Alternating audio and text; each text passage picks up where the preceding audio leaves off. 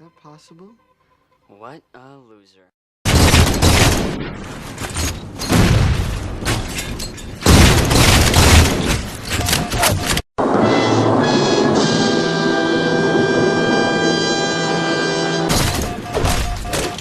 No! God, please, no! No! No! No! You weak, pathetic fool. 'Cause tonight is the night when two become one. Gain the lead. Ordnance ready. Snapshot.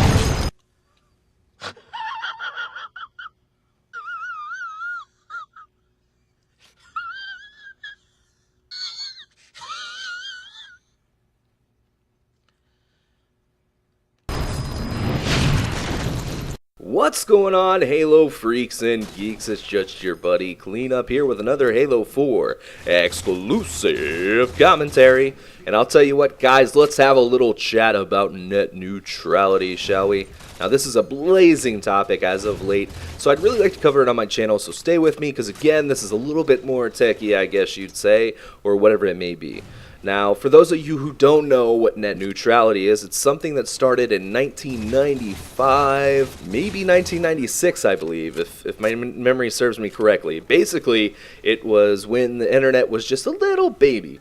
And what it states is that if a particular website or content provider was kicking out content such as like Hulu, Netflix, whoever you got your information from, so AOL online, whatever it may be, everything is given the same priority no matter who the internet service provider is. So if you were getting on the internet, your little dial-up, your whatever it may be back in the day, for all you old schoolers, you know what that sound was. Anyway, so if you were online searching for the latest fad, and Timmy across the street was online searching for the latest fad, and you clicked the button before him, more likely than not, based on connection, you are probably going to get your information before him because you're both on the same priority, but you clicked it quicker. You see what I'm saying? Sorry about that roundabout way, but anyway, moving forward. So everything is given the same priority, no matter who your internet service provider is, and that's a very good thing. Now, what's happening right now is that the big TV streaming content lobbyists are trying to corner that particular market. Now, let me tell you first that I am usually the sort of person, sorry about this, who likes the bigger businesses, but not so in this case, okay? You're going to see everybody come out of the woodwork and kind of fight for the little guy on this one. I guarantee it. So if you take a company, such as in my area there's Comcast, and you give them even more power than what they have right now, they will become somewhat of a local monopoly. Now, the way this happens is the fact that, okay, I tried to sign up with AT&T because they had fiber optic, and I called them and I said, hey, I want AT&T in my area, and they said, well, we can't do that. And I said, why?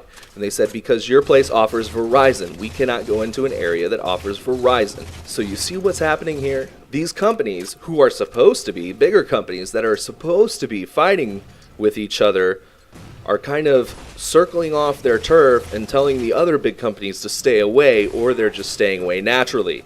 So that's very bad. So let me try to break this thing down in better, more relatable terms, okay? Now your internet service provider is probably one of the bigger companies, like Comcast, Verizon, Cox Cable, Time Warner. I don't know exactly what is overseas, but I imagine they have the same thing almost. So what is happening is that the company that you're with, probably, is trying to give you an edge connection-wise over other TV services. And you're thinking, like, woohoo, I win the internet, you know? This is a win for me. See, the problem with that is you're going to end up paying for it no matter what in the long term. Because what happens is a company like Comcast has to pay to get this edge connection-wise for you. They have to pay somewhat of an entry fee to get that for you. So what happens? If they have to pay more, trust me, you are going to have to pay more. You're going to end up paying for it long term. And, you know, you might be able to get top priority when streaming Netflix as opposed to, like, the company that I have, MetroNet. But in America, you know, the twisted little country in which most of my viewers are from, you know, we were built on small business. And what small business stands for is the fact that we set the prices based on demand. We meaning the customer. Now, if you only are the only company that can provide a certain service for somebody because all these other smaller companies can't afford this service fee, then you become a monopoly and you set the price, which is bad. If you eliminate competition, the company is pretty much given free rein to set the price for the service. This is bad. It's a monopoly.